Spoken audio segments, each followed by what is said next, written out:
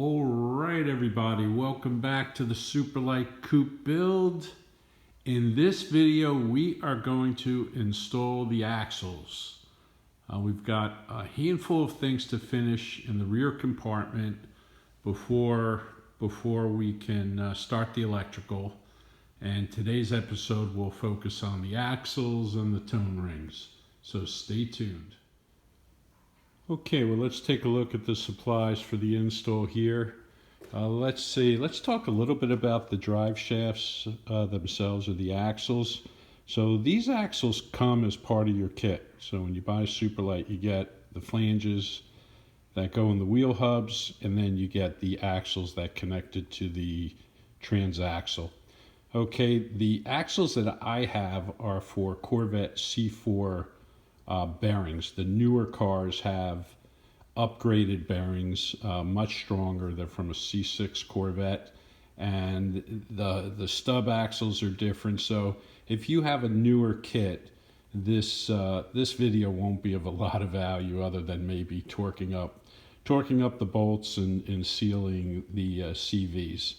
But anyway, let's go left to right. So, you know, the bearings that I have do not have speed sensors in them, so I bought these tone rings from the drive shaft shop, and these press right on to the CV.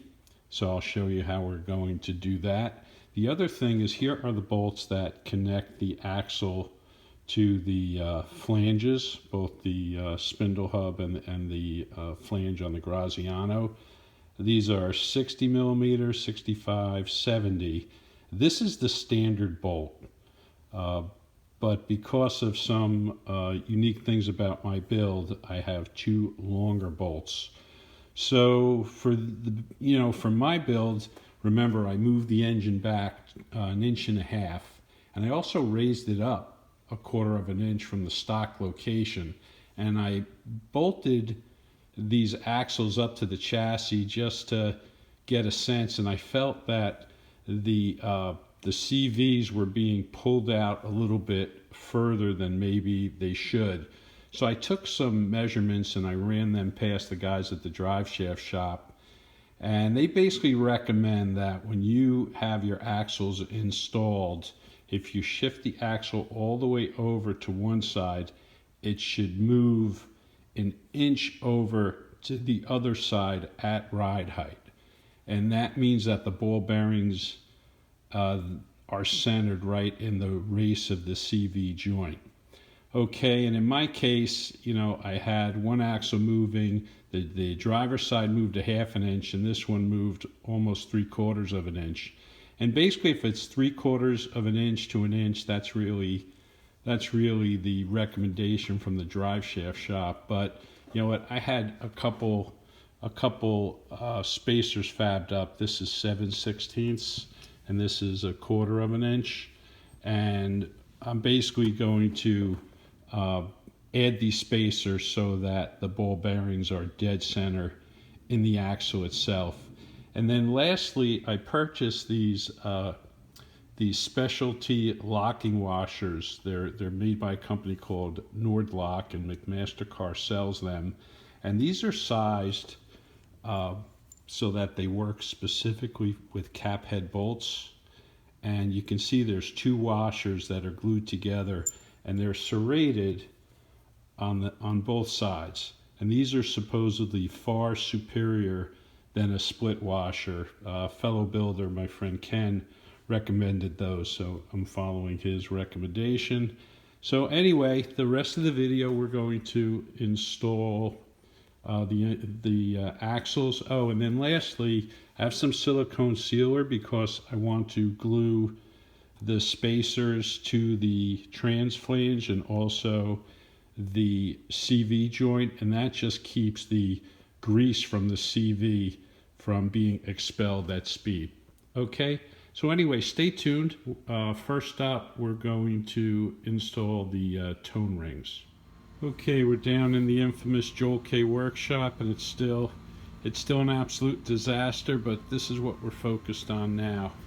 So we're going to install one of these tone rings on the CV, and I basically created a base that will hold that will hold the CV secure as I tap the tone ring on.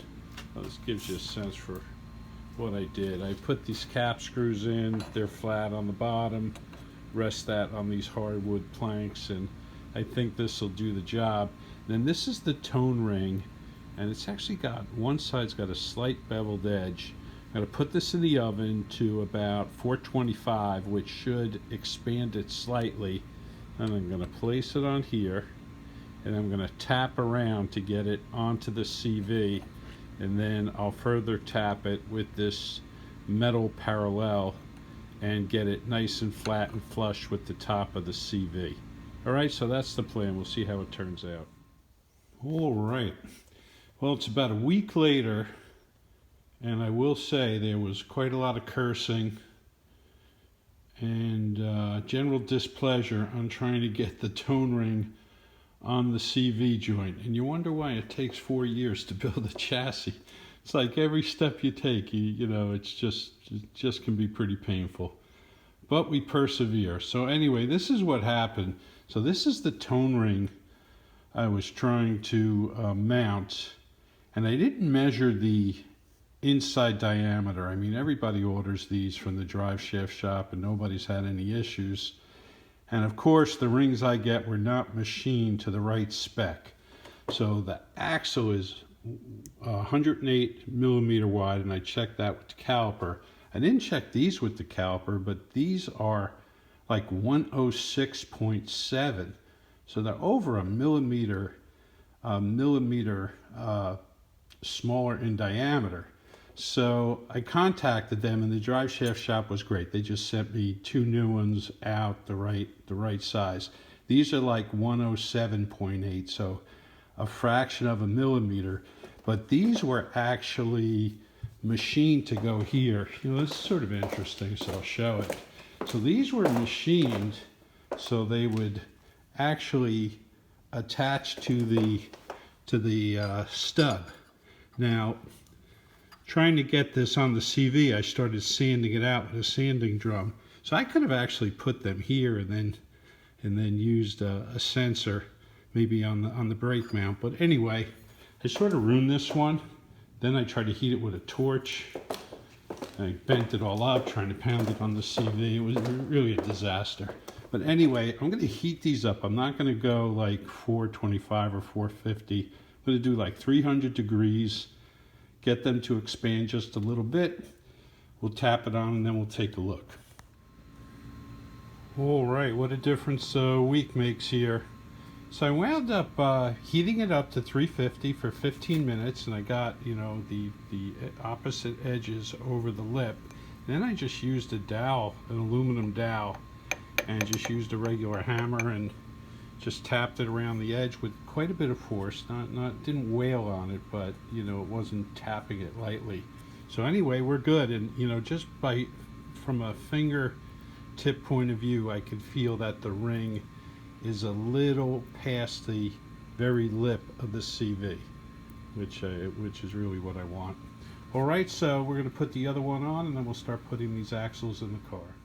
Okay, well, the axles are prepped and we're ready to install them. I'll sort of walk you through what I did. This is like a surgeon preparing for surgery. I just got to make sure this goes right. But, you know, each bolt I cleaned with some brake cleaner, and I made sure there was no residual grease in the bolt area. So these are nice and clean because we're going to use Loctite on them. So we've got the Nordlock washer and the bolts, and you can see I've got good amount of thread on each end here. So this is the standard end, and this is about 15 millimeters worth of thread showing, and these are 10 millimeter bolts, so we've got 150% coverage. This has got 16 millimeter, and this has about 14 and a half. And then the flanges on the graz are actually 16 millimeters thick, so we'll get really good engagement for the axles. Okay, what else can I say? Oh, let's take a look at the spacers. So I actually designed these myself. I used a service called Send Cut Send, and basically they will laser cut and finish all sorts of metal and plastic parts.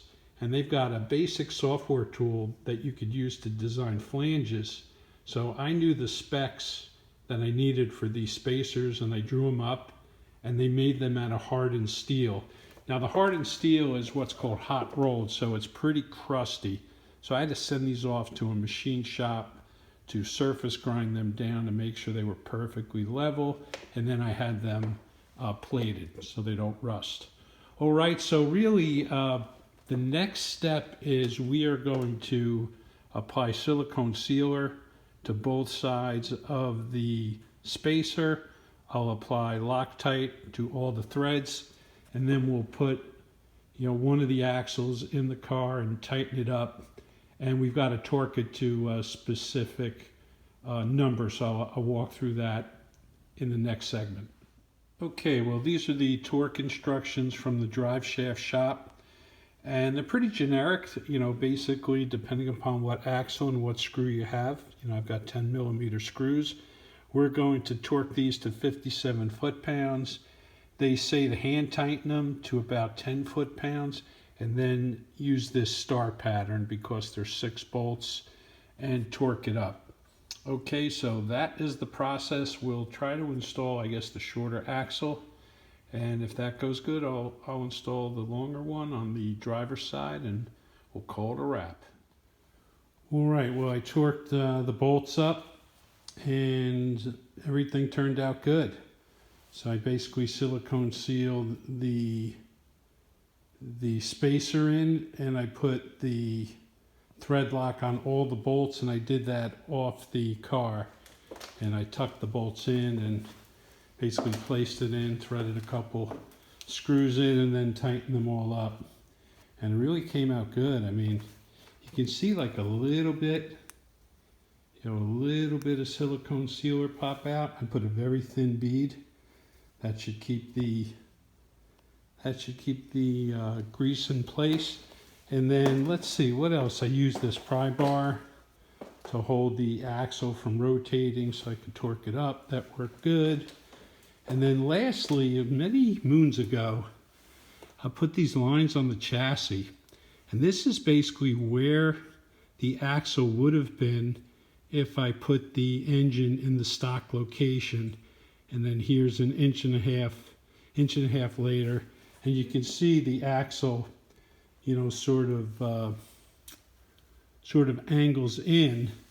If it's in the stock location, it angles back, but it angles back at a lesser angle, and that's part of the reason why I needed some spacers. Not the whole reason, but part of the reason. All right, so let's do the last one, and then we're going to put the heat shields on for the boots, and we'll call it a wrap. Here we go, a job well done. Got the larger axle on the driver's side in. Got the bolts marked with paint so we can monitor them to make sure they're not backing out. Also, I sprayed the boots with this. It's called a Molykote D-321R, and that's a dry lubricant spray. And I sprayed the boots up, and that supposedly stops the rubber from wearing on itself. The other thing is I'm going to install these axle shields. These are Audi R8 parts. You can buy them off eBay really inexpensively, and I just cleaned them up with a Moto Tool stainless steel brush. I'm going to put those on, and then we'll take a final look. Okay, there we are. Always end with a glamour shot. That's the rule of YouTube videoing. But anyway, let's see. Here it is. This is a long time coming. You can see the tone rings on both sides. So I'll fab up some brackets and put some sensors on those. You see the Audi heat shields. That'll shield the boots and the CVs from the resonators. There's sort of an aerial drone view. But anyway, a lot of work to get everything to fit, but I'm really happy with the end result. Let's see, we've got a handful of things to do, and then we're going to start the electrical, so hopefully we'll switch gears in about another month and start working on some different things. As always, thanks for watching and take care.